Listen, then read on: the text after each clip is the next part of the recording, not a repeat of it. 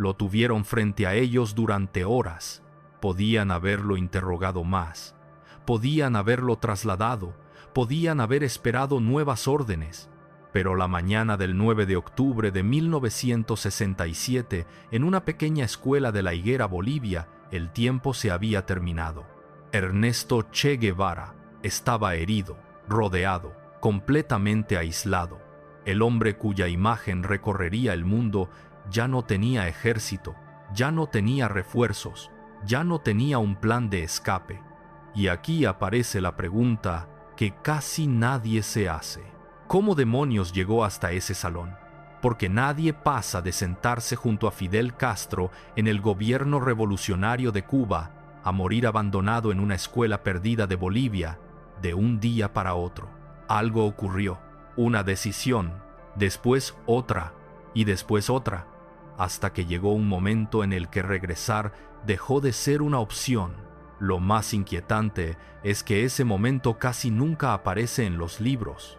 Todos conocen el final, muy pocos entienden el principio, y cuando descubras dónde comenzó realmente esa cadena de acontecimientos, probablemente vas a mirar toda esta historia de una forma completamente distinta, porque este documental no trata de cómo murió el Che, trata de descubrir cuándo quedó condenado, y la respuesta no está donde la mayoría cree. Hoy vas a descubrir 4 cosas que están respaldadas por documentos, discursos, memorias, archivos desclasificados e investigaciones históricas. Vas a conocer cuál fue el verdadero punto de quiebre que empezó a cambiar su destino cuando parecía encontrarse en la cima del poder. Vas a entender qué conflictos políticos comenzaron a rodearlo mucho antes de Bolivia. También veremos una contradicción histórica que sigue dividiendo a investigadores hasta nuestros días.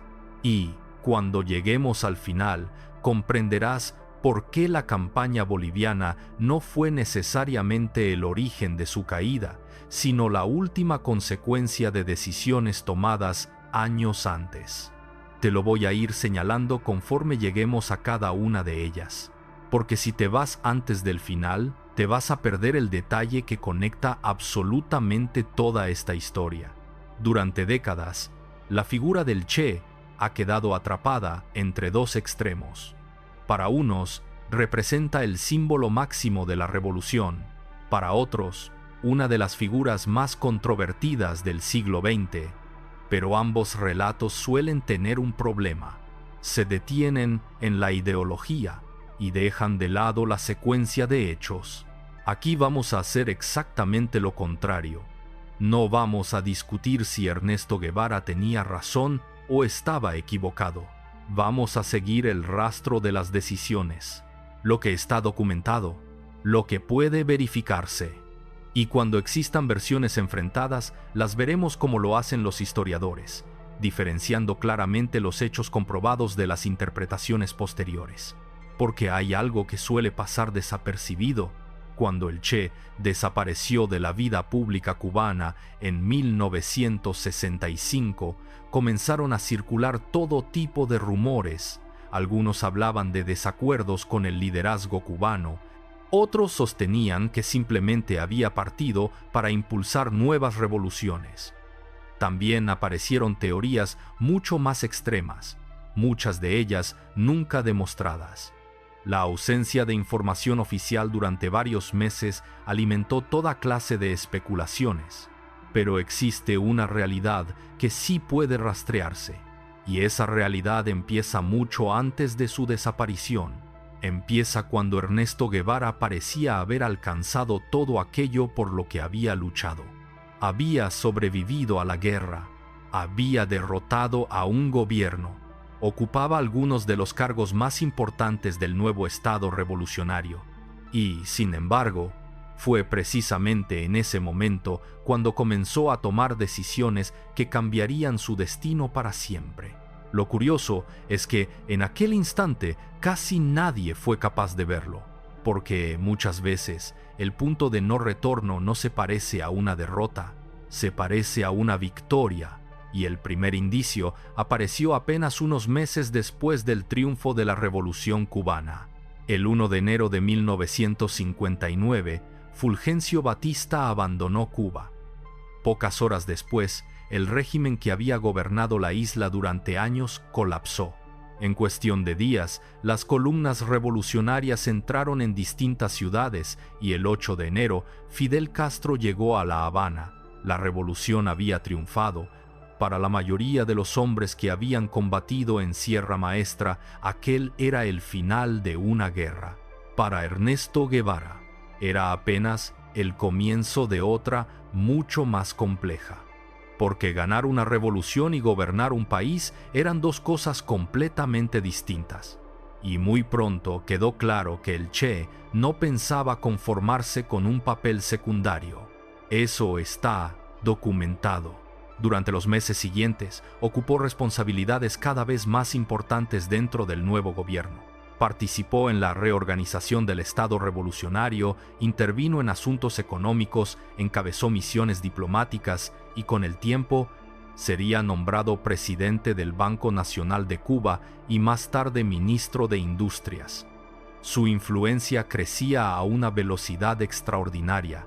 Pero hay un episodio ocurrido casi inmediatamente después del triunfo revolucionario que, hasta hoy, sigue siendo uno de los más discutidos de toda su trayectoria. La fortaleza de la Cabaña, en La Habana. Ese antiguo complejo militar pasó a manos de los revolucionarios y fue utilizado para procesar a militares, policías y colaboradores del régimen de Batista acusados de distintos delitos, entre ellos torturas, asesinatos y crímenes cometidos durante la dictadura. Diversos documentos históricos coinciden en que Ernesto Guevara asumió responsabilidades dentro de aquella fortaleza durante ese periodo. Lo que continúa siendo objeto de debate es el alcance exacto de su participación en cada uno de los procesos. Existen registros de consejos de guerra y ejecuciones realizados en esos meses. También existen investigaciones académicas, testimonios de sobrevivientes, memorias de participantes y estudios posteriores que ofrecen interpretaciones distintas sobre el funcionamiento de esos tribunales revolucionarios. Unos sostienen que fueron juicios necesarios dentro del contexto posterior a la caída de una dictadura caracterizada por graves violaciones a los derechos humanos. Otros afirman que muchos procedimientos carecieron de garantías judiciales suficientes. Décadas después, ese debate continúa abierto. Y precisamente por eso es importante distinguir entre hechos y opiniones. Lo documentado es que hubo ejecuciones. Lo documentado es que el Che ocupó un cargo de responsabilidad en La Cabaña. Lo que sigue siendo motivo de discusión entre investigadores es hasta dónde llegaba exactamente su intervención en cada decisión individual. Incluso él nunca intentó ocultar completamente su postura frente al uso de la violencia revolucionaria. El 11 de diciembre de 1964, durante un discurso ante la Asamblea General de las Naciones Unidas, pronunció una frase que quedó registrada en las transcripciones oficiales. Fusilamientos, sí, hemos fusilado, fusilamos y seguiremos fusilando mientras sea necesario. Aquellas palabras recorrieron el mundo. Para algunos fueron la confirmación de una revolución dispuesta a defenderse a cualquier costo. Para otros, una prueba de la dureza con la que el nuevo gobierno ejercía el poder. Y aunque ese discurso ocurrió varios años después de La Cabaña, reflejaba una convicción que ya estaba presente desde los primeros meses del nuevo régimen. Aquí aparece algo que pocas veces se analiza. Mientras la imagen internacional del Che comenzaba a crecer como la de un revolucionario victorioso, también empezaba a construirse una reputación mucho más polémica fuera de Cuba. Sin darse cuenta, o quizá plenamente consciente de ello, Ernesto Guevara comenzaba a cerrar puertas que jamás volverían a abrirse, pero ese todavía no era el punto de no retorno. El verdadero cambio empezó cuando decidió que la revolución cubana por sí sola no era suficiente. Lo que ocurrió después resulta todavía más sorprendente. Mientras muchos dirigentes revolucionarios concentraban sus esfuerzos en consolidar el nuevo gobierno cubano, Ernesto Guevara empezaba a pensar en algo mucho más grande, o mucho más peligroso. Su convicción era clara y quedó reflejada tanto en discursos públicos como en escritos personales. La revolución no debía quedarse encerrada en una sola isla, debía extenderse, debía multiplicarse, y si era necesario, debía hacerse por las armas. Aquella idea no nació de improviso. Desde sus años de guerrilla, había desarrollado la teoría de que pequeños grupos insurgentes podían convertirse en el detonante de revoluciones populares. Más tarde, esa visión quedaría plasmada en textos como La Guerra de Guerrillas, publicado en 1960, donde expuso buena parte de su pensamiento estratégico, pero existe un detalle que suele pasar desapercibido. Mientras el Che imaginaba una revolución continental, el mundo estaba cambiando mucho más rápido de lo que él creía. Era plena Guerra Fría. Washington y Moscú convertían cada conflicto regional en un tablero estratégico. América Latina se transformaba en uno de los escenarios más vigilados por las agencias de inteligencia estadounidenses. Cualquier movimiento insurgente comenzaba a ser observado con enorme atención, y Ernesto Guevara estaba convencido de que ese riesgo debía asumirse. En febrero de 1965, durante el segundo Seminario Económico de Solidaridad Afroasiática celebrado en Argel, pronunció uno de los discursos más importantes y también más incómodos de toda su carrera política. Aquellas palabras quedaron registradas. Criticó abiertamente la relación económica que los países socialistas mantenían con las naciones del llamado Tercer Mundo y sostuvo que la solidaridad revolucionaria no podía medirse únicamente mediante intercambios comerciales. Para muchos observadores internacionales, el mensaje fue interpretado como una crítica indirecta a la Unión Soviética, principal aliado económico y militar de Cuba. No todos compartieron esa lectura. Algunos historiadores sostienen que el discurso expresaba una diferencia ideológica legítima dentro del movimiento socialista internacional. Otros consideran que marcó un distanciamiento político mucho más profundo. Lo cierto es que, después de Argel, algo cambió, y eso sí puede rastrearse. Pocas semanas después de aquel viaje, el Che desapareció prácticamente de la vida pública cubana. Dejó de asistir a actos oficiales. Su nombre comenzó a aparecer cada vez menos en la prensa. Las especulaciones crecieron rápidamente. ¿Había roto con Fidel Castro?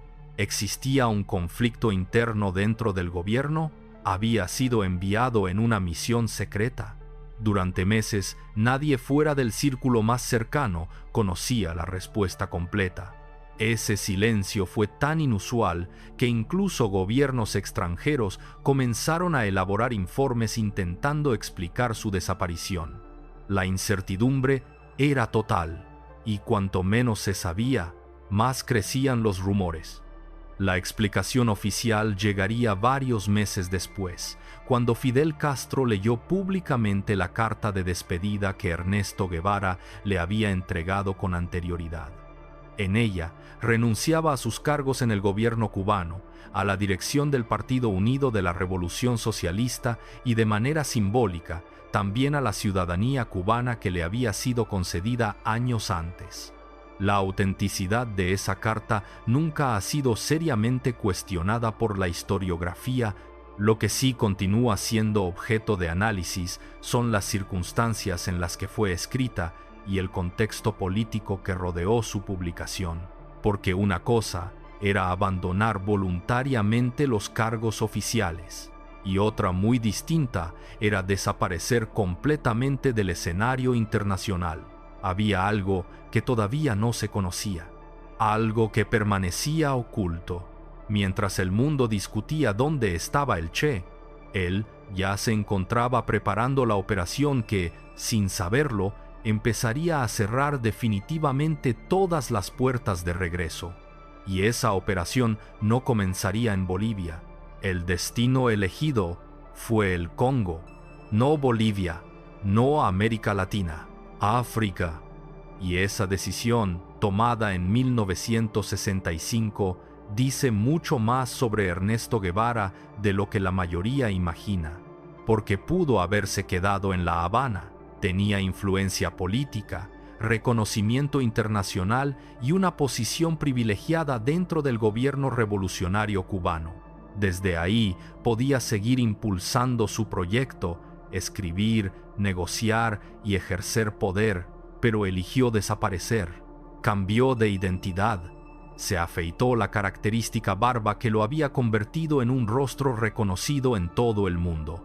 Viajó utilizando documentación falsa y, según relatan sus propios escritos publicados años después, bajo el título Pasajes de la Guerra Revolucionaria, Congo, llegó de manera clandestina para apoyar a distintos grupos rebeldes que combatían tras la crisis desencadenada por el asesinato de Patrice Lumumba y el posterior conflicto en el antiguo Congo belga. Lo que encontró allí era muy distinto a lo que había imaginado, y eso también quedó escrito por él mismo. Lejos de la imagen romántica de una nueva Sierra Maestra, se encontró con guerrillas profundamente divididas, problemas de disciplina, diferencias entre mandos, barreras culturales y enormes dificultades logísticas. En sus apuntes criticó la falta de organización militar y dejó constancia de la frustración que fue acumulando durante aquellos meses. Hay una frase que resume ese sentimiento. Al referirse a la experiencia africana, escribió que había sido la historia de un fracaso. No era propaganda enemiga, no era un documento desclasificado por Estados Unidos, era su propia evaluación. Y ese detalle resulta fundamental, porque hasta ese momento, Ernesto Guevara había construido buena parte de su prestigio sobre la idea de que el modelo guerrillero cubano podía reproducirse en otros lugares. El Congo empezaba a demostrarle que la realidad era mucho más complicada. En unos minutos vas a entender por qué ese fracaso cambió por completo su manera de actuar. Porque aquí aparece un patrón que volveremos a encontrar más adelante. Cuando las cosas no salían como esperaba, el Che no retrocedía, apostaba todavía más. Eso puede seguirse en la secuencia de hechos. Después de aproximadamente 7 meses de operaciones, la misión fue abandonada. Los grupos insurgentes no habían conseguido los objetivos previstos y el propio Guevara salió del país de manera clandestina. Durante un tiempo permaneció oculto, primero en Tanzania y posteriormente en Praga, en la entonces Checoslovaquia. Ese periodo sigue siendo uno de los menos conocidos de toda su vida. Prácticamente desapareció del escenario internacional. Vivía con extrema discreción, escribía, analizaba lo ocurrido y pensaba cuál sería el siguiente movimiento. Según sus diarios y diversas investigaciones históricas, fue durante esos meses cuando comenzó a madurar la posibilidad de abrir un nuevo foco guerrillero en Sudamérica. No era una decisión improvisada, era una apuesta estratégica. Su objetivo consistía en crear un conflicto que pudiera expandirse por el continente y debilitar la influencia estadounidense en la región. Años más tarde, esa idea quedaría resumida en una frase que él mismo escribió en su mensaje a la Tricontinental, publicado en 1967, Crear 2-3, muchos Vietnam.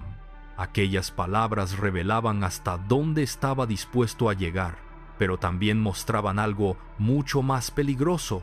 Mientras él seguía pensando en una revolución internacional, los organismos de inteligencia también aprendían de cada uno de sus movimientos.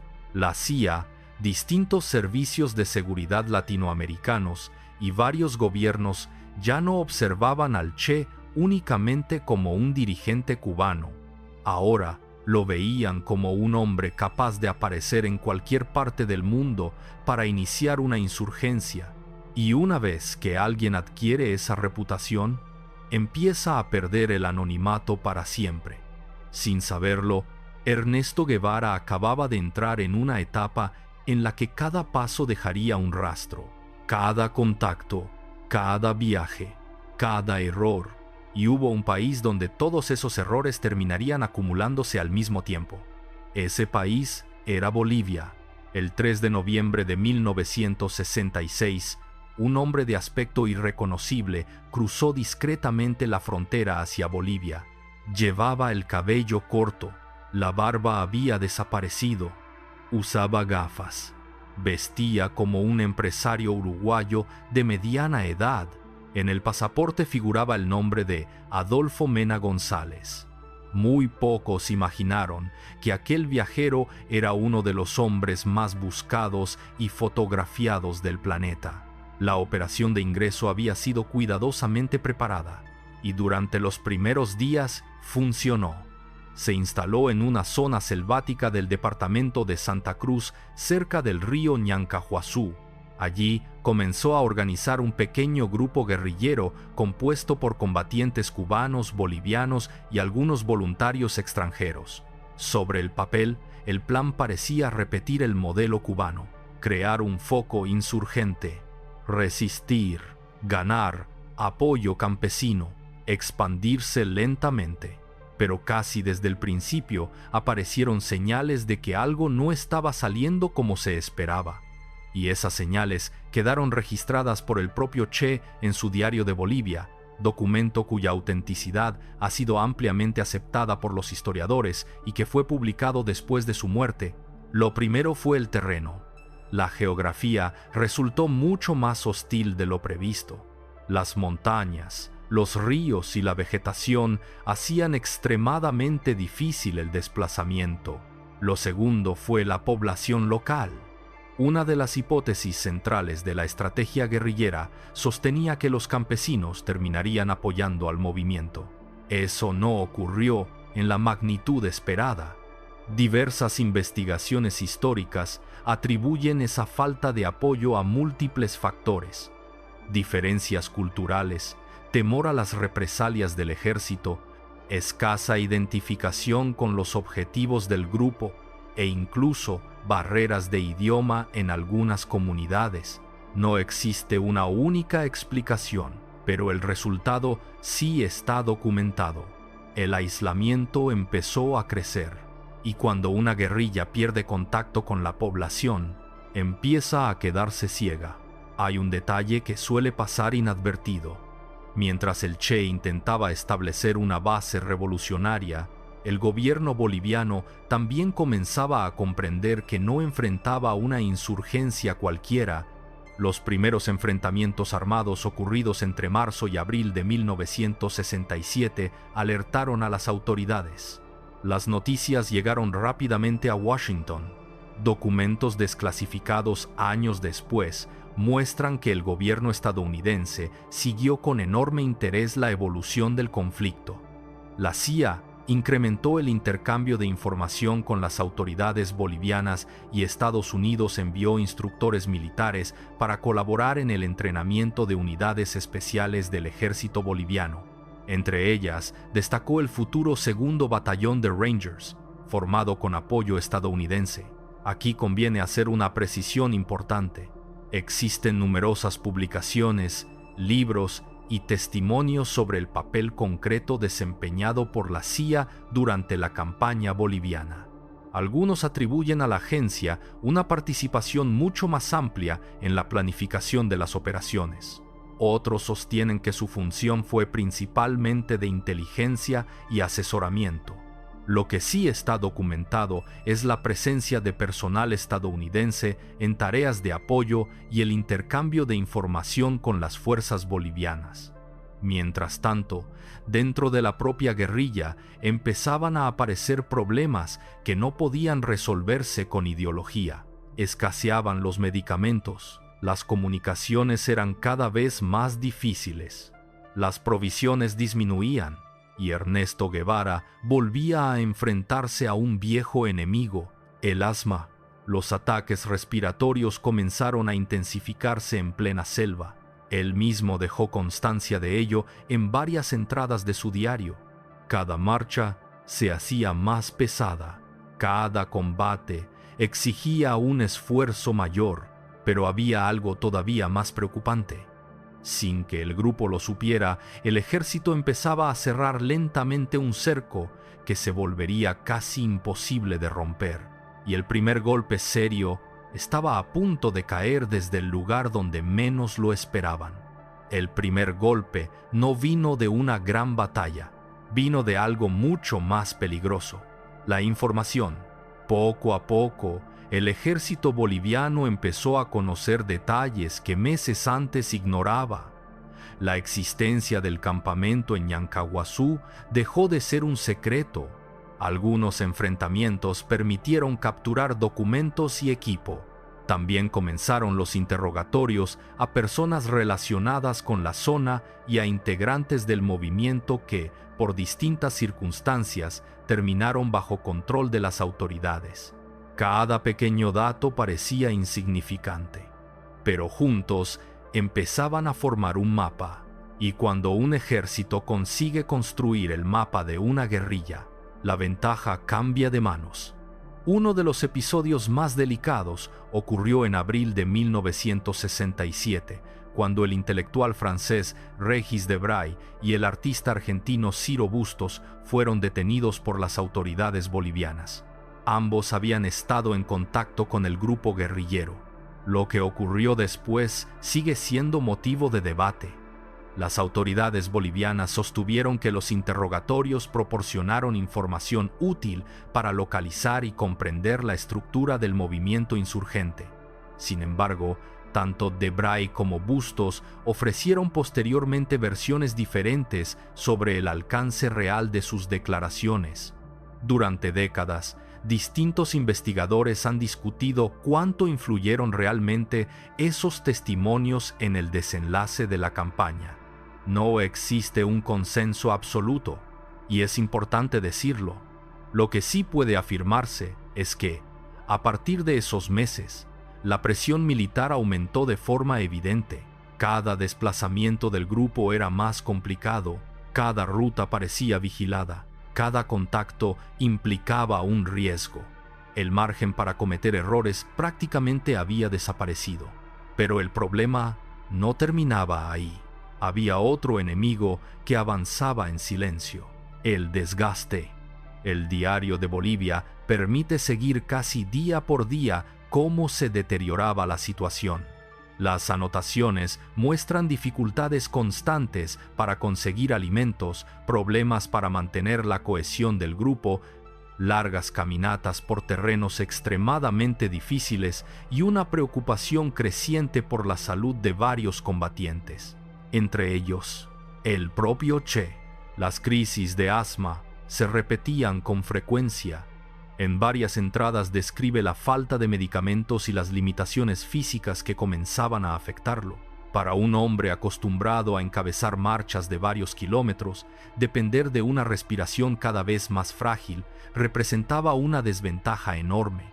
Y, aún así, seguía avanzando. Hay algo que llama poderosamente la atención al leer esas páginas. Nunca transmite la sensación de estar pensando en abandonar. Al contrario, incluso cuando las condiciones empeoran, continúa analizando movimientos militares, planificando recorridos y evaluando la posibilidad de reorganizar la guerrilla, como si todavía creyera que era posible cambiar el rumbo. Pero la realidad fuera de la selva ya era otra. Los servicios de inteligencia intercambiaban información de manera constante. Las fuerzas bolivianas conocían cada vez mejor el terreno. Los Rangers, entrenados con apoyo estadounidense, comenzaban a operar específicamente contra la guerrilla, y el círculo se hacía más pequeño, mucho más pequeño. En los meses siguientes comenzaron a perder hombres. Algunos murieron en combate, otros fueron capturados. Cada baja significaba mucho más que un número. Era un médico menos, un explorador menos, un combatiente menos capaz de cargar provisiones, una persona menos vigilando los caminos, y una guerrilla pequeña no puede reemplazar fácilmente esas pérdidas. Eso la diferencia de un ejército regular. En unos minutos vas a entender por qué ese detalle fue decisivo. Porque la campaña boliviana no terminó únicamente por la superioridad militar del ejército. Hubo una serie de decisiones acumuladas que fueron dejando al Che prácticamente sin alternativas. Y la más importante de todas estaba a punto de obligarlo a entrar exactamente en el lugar donde sus perseguidores esperaban encontrarlo desde hacía semanas. A finales de septiembre de 1967, la situación era crítica. Ya no se trataba únicamente de sobrevivir en la selva. Se trataba de escapar de un cerco que se cerraba un poco más cada día. El grupo había perdido capacidad para comunicarse con el exterior. Los enlaces previstos prácticamente habían desaparecido. Las posibilidades de recibir refuerzos eran inexistentes. Conseguir alimentos se había convertido en una tarea cada vez más arriesgada, y los desplazamientos se realizaban con un agotamiento físico extremo. Eso puede seguirse casi día por día en las últimas páginas del Diario de Bolivia. Las anotaciones se vuelven más breves, más secas, más urgentes, como si el tiempo comenzara a escasear. Y sin embargo, hay algo que sorprende. En ningún momento aparece un tono derrotista. El Che sigue analizando rutas, evalúa posiciones, calcula movimientos, como si todavía creyera posible romper el cerco. Pero el ejército ya jugaba con ventaja. Las patrullas conocían cada vez mejor los senderos utilizados por la guerrilla. La información obtenida durante meses permitía anticipar posibles desplazamientos. Los Rangers bolivianos aumentaban la presión en una zona relativamente reducida, mientras unidades militares bloqueaban rutas de salida. La estrategia era sencilla: no buscar una gran batalla, sino impedir cualquier posibilidad de escape. Y empezó a funcionar. El 7 de octubre de 1967, Ernesto Guevara escribió la última entrada de su diario. Es un texto breve. Describe movimientos durante la jornada y señala la presencia de una anciana que se encontró con el grupo en las cercanías de la Quebrada del Churo. Según esa anotación, la mujer fue retenida temporalmente y después dejada en libertad. Hasta hoy existe debate sobre cuánto influyó ese encuentro en las horas posteriores. Algunos investigadores consideran que la información pudo haber llegado rápidamente al ejército. Otros sostienen que las fuerzas bolivianas ya seguían muy de cerca los movimientos de la guerrilla y que el cerco estaba prácticamente establecido antes de ese episodio. No existe una prueba definitiva que permita atribuir el desenlace exclusivamente a aquel encuentro. Lo que sí está documentado es que, menos de 24 horas después, todo terminó. La mañana del 8 de octubre de 1967, la columna guerrillera ingresó en la Quebrada del Churo. Era un terreno complicado, angosto, con fuertes desniveles, ideal para una emboscada. Las tropas bolivianas ya se encontraban desplegadas en distintos puntos del área. El enfrentamiento comenzó poco después. Las reconstrucciones militares y los testimonios posteriores coinciden en que el combate fue intenso, aunque de corta duración. Varios integrantes del grupo murieron durante los intercambios de disparos. Otros intentaron romper el cerco. Ernesto Guevara resultó herido. Según múltiples testimonios recopilados posteriormente, un disparo inutilizó su fusil y otro impacto afectó una de sus piernas, limitando seriamente su movilidad. Las circunstancias exactas de esos disparos presentan pequeñas diferencias entre algunas fuentes, pero existe consenso en que fue capturado con vida. Ese detalle cambiaría completamente la historia, porque una cosa era abatir al líder guerrillero durante un combate, y otra muy distinta, tenerlo prisionero. Fue trasladado hasta la pequeña escuela de la Higuera, un edificio de adobe, 2 aulas, pocas ventanas. Allí permaneció bajo custodia durante la tarde y la noche del 8 de octubre. Lo que ocurrió dentro de esa escuela durante esas horas sigue siendo objeto de investigaciones, testimonios y relatos que no siempre coinciden entre sí. Algunos soldados hablaron décadas después. También lo hicieron periodistas, oficiales, médicos y agentes que participaron de distintas maneras en aquellos acontecimientos. Pero existe una pregunta que continúa generando discusión hasta hoy. ¿Quién tomó realmente la decisión de que Ernesto Guevara no saliera vivo de la higuera? La respuesta no es tan sencilla como muchas veces se cuenta. Y ahí comienza el episodio más controvertido de toda esta historia. La noche del 8 de octubre de 1967 fue extrañamente silenciosa. Mientras en distintos puntos de Bolivia comenzaban a difundirse las primeras noticias sobre la captura del líder guerrillero, Ernesto Guevara permanecía sentado en una de las aulas de la pequeña escuela de La Higuera. Tenía las manos atadas. Estaba herido y sabía perfectamente que las siguientes horas decidirían su destino. Lo que ocurrió dentro de aquella escuela ha sido reconstruido a partir de testimonios de militares bolivianos, habitantes del lugar, periodistas, documentos oficiales e investigaciones publicadas durante décadas. Sin embargo, no todos los relatos coinciden en cada detalle. Eso también forma parte de la historia. Uno de los testimonios más conocidos es el de Julia Cortés, la joven maestra de la escuela, quien años después relató que pudo verlo aquella tarde.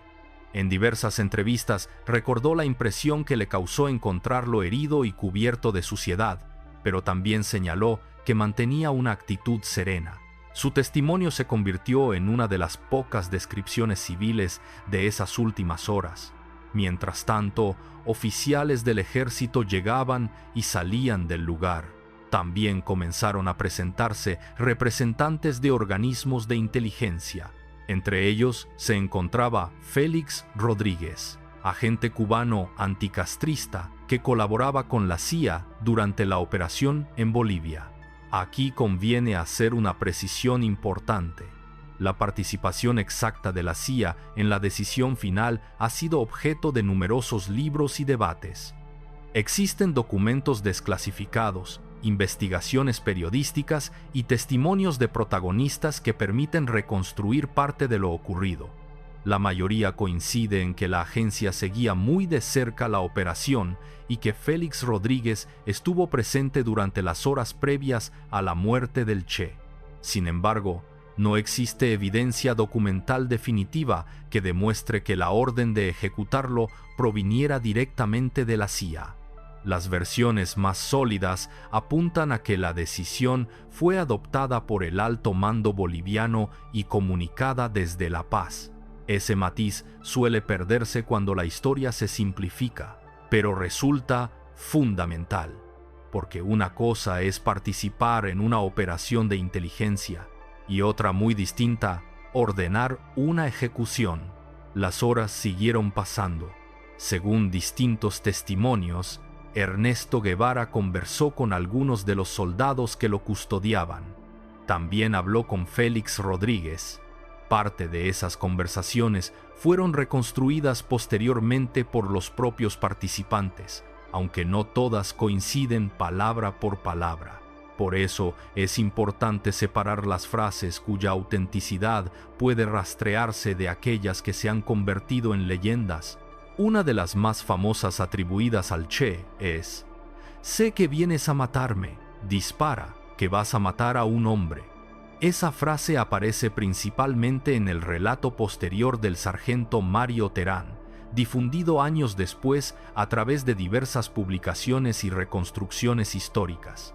No existe una grabación ni un documento contemporáneo que permita verificarla de manera independiente, por lo que muchos historiadores la presentan como un testimonio atribuido y no como un hecho absolutamente comprobado.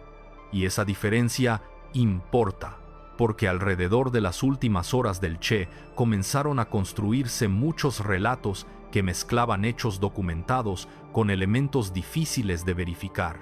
Lo que sí está claramente registrado es que durante la mañana del 9 de octubre de 1967 llegó la orden de no trasladarlo a juicio. Poco después, Mario Terán recibió la instrucción de entrar al aula.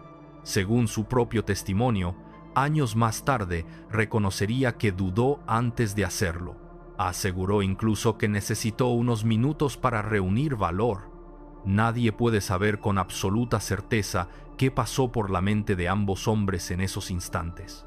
Lo único indiscutible es que, cuando esa puerta volvió a abrirse, la historia del Che Guevara estaba a segundos de cambiar para siempre. Pero lo que ocurrió inmediatamente después terminaría convirtiéndolo en algo mucho más poderoso que un comandante guerrillero. Poco antes del mediodía del 9 de octubre de 1967, Mario Terán cruzó la puerta de la pequeña aula de la Escuela de la Higuera. Afuera permanecían militares, oficiales y algunos de los hombres que habían participado en la operación. Dentro, solo estaban el prisionero y el soldado encargado de ejecutar la orden. Lo que ocurrió durante los siguientes minutos ha sido reconstruido a partir de diversos testimonios. Existen pequeñas diferencias entre unas versiones y otras, especialmente respecto a las últimas palabras pronunciadas por Ernesto Guevara y al orden exacto de los disparos. Sin embargo, hay un hecho que no está en discusión. El Che murió ese día en La Higuera. Las autoridades bolivianas informaron oficialmente que había fallecido a consecuencia de las heridas sufridas durante el combate del día anterior. Esa explicación duró muy poco. Las lesiones observadas posteriormente por periodistas, médicos y testigos despertaron dudas casi de inmediato. Con el paso de los años, diferentes investigaciones y documentos permitieron establecer con bastante claridad que Ernesto Guevara fue ejecutado después de haber sido capturado con vida, pero incluso después de muerto, la historia estaba lejos de terminar. Comenzaba otra batalla, la del relato. Su cuerpo fue trasladado en helicóptero hasta Valle Grande. Allí ocurrió una de las escenas más famosas del siglo XX. El cadáver fue colocado sobre una lavandería del Hospital Nuestro Señor de Malta, donde periodistas, militares, médicos y fotógrafos pudieron verlo durante varias horas. Las imágenes recorrieron el mundo y produjeron un efecto inesperado. En lugar de transmitir la derrota definitiva del guerrillero, contribuyeron a convertirlo en un símbolo. Muchos historiadores del arte y de la comunicación han señalado el parecido visual entre aquellas fotografías y distintas representaciones clásicas de Cristo después de la crucifixión. No significa que hubiera sido preparado con esa intención, pero la comparación apareció casi inmediatamente en numerosos medios internacionales. El resultado fue exactamente el contrario al que buscaban quienes pretendían demostrar que la insurgencia había terminado. La figura del Che comenzó a crecer, ya no como comandante, sino como mito. Mientras tanto, el ejército boliviano enfrentaba otro problema: ¿qué hacer con el cuerpo? Durante varios días existió preocupación por la posibilidad de que una tumba conocida terminara convirtiéndose en un lugar de peregrinación política. Por esa razón, se tomó una decisión que permanecería oculta durante décadas. El cadáver fue enterrado en secreto junto con otros guerrilleros en una fosa común cercana a la pista de aterrizaje de Valle Grande. La ubicación exacta fue mantenida bajo reserva. Y con el paso del tiempo, comenzaron las especulaciones. Había quienes aseguraban que el cuerpo había sido cremado. Otros afirmaban que había sido trasladado fuera de Bolivia. También circularon versiones sobre entierros clandestinos en distintos lugares del país. Durante casi 30 años, nadie pudo demostrar cuál era la verdadera historia. Pero sí, hubo algo cuya autenticidad nunca estuvo en duda: las manos. Antes del entierro clandestino, las manos del Che fueron amputadas. La razón generalmente aceptada por los investigadores era permitir la identificación mediante las huellas dactilares y conservar una prueba de identidad para las autoridades. Alrededor de ese episodio también surgieron numerosas teorías, pero la explicación forense es la que cuenta con mayor respaldo documental.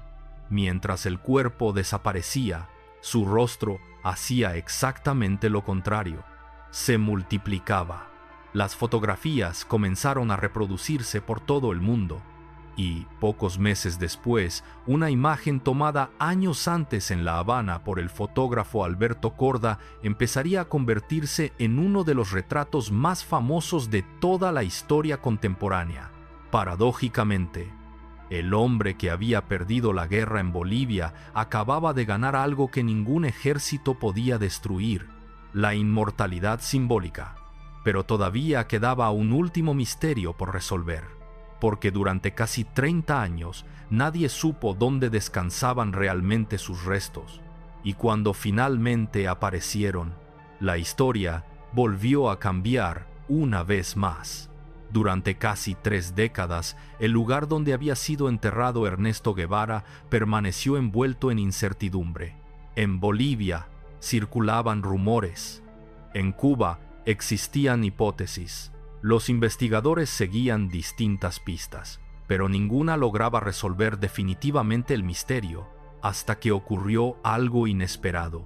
En 1995, el general boliviano retirado Mario Vargas Salinas declaró públicamente que conocía el sitio aproximado donde habían sido enterrados el Che y varios de sus compañeros.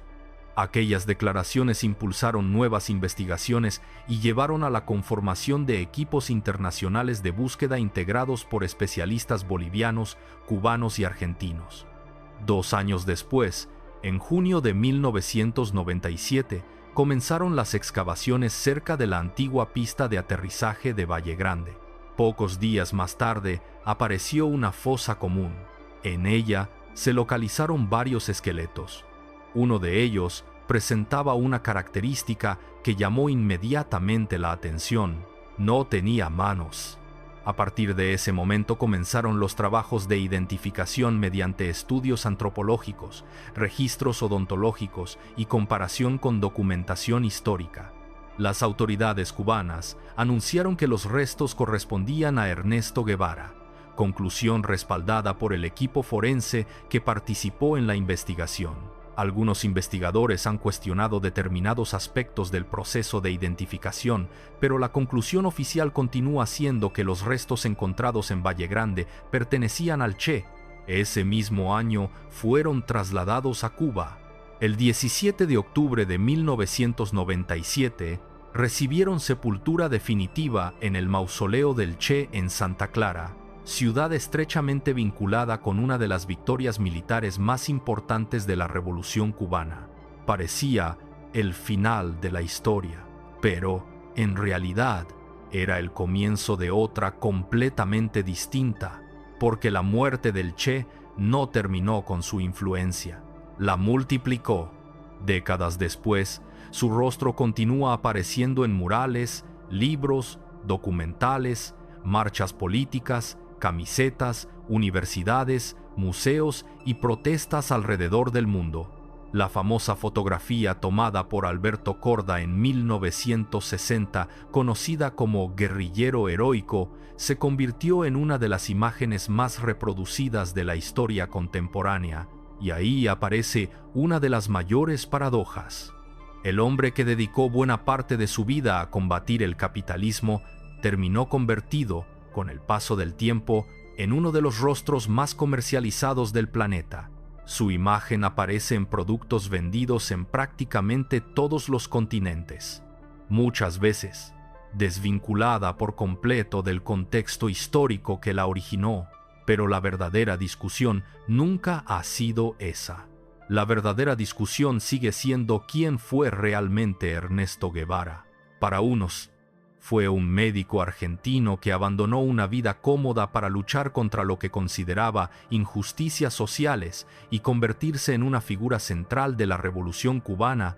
Para otros, Fue un dirigente revolucionario que defendió el uso de la violencia armada y participó en un sistema de ejecuciones y represión política que dejó profundas heridas. Ambas visiones existen. Ambas se apoyan en documentos, testimonios e interpretaciones históricas diferentes. Y reducir una figura tan compleja a un héroe perfecto o a un villano absoluto probablemente impide comprender por qué sigue generando tanta discusión casi 60 años después de su muerte. Pero si algo deja claro toda esta historia es que el momento decisivo no ocurrió en la escuela de la higuera. Tampoco comenzó cuando fue rodeado en la quebrada del Churo, ni siquiera cuando decidió viajar a Bolivia. El punto de no retorno apareció mucho antes. Comenzó cuando, tras el triunfo de la Revolución cubana, rechazó la posibilidad de ejercer el poder desde un despacho y eligió perseguir una revolución permanente a escala internacional. Desde ese instante, cada decisión fue cerrando una puerta. El Congo, la desaparición pública; Bolivia, el aislamiento; la pérdida de apoyo; el cerco militar; la captura y, finalmente, la escuela de la higuera. Lo que terminó con la vida de Ernesto Che Guevara no fue una única bala, fue una cadena de decisiones que él mismo fue tomando durante años. Y quizá esa sea la razón por la que su historia sigue fascinando hasta hoy, porque nos recuerda que, en ocasiones, las decisiones que parecen acercarnos más a nuestro objetivo son exactamente las mismas que comienzan a alejarnos de cualquier posibilidad de regresar. Y cuando ese punto llega, ya no existe vuelta atrás.